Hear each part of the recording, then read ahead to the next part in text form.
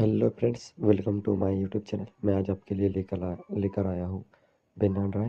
ये कफ जो हमारी छाती में जो कफ हो जाता है ना, उसके लिए best formula Dabur Dabur herbal ने बनाया है और आप इसे ले सकते हैं। और ये बहुत ज़्यादा असरदार है और बहुत अच्छा भी है।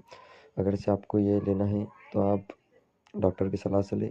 और इसमें कुछ साइड इफेक्ट भी है, इससे आपको बहुत ज़्यादा नींद आएंगी या रिएक्शन, एलर्जी का रिएक्शन भी हो सकता है। तो इसे डॉक्टर की सलाह से लें आप। और ये हमारे सर्दी के लिए भी अच्छा है, इससे सर्दी भी बहुत जल्दी चली जाती है।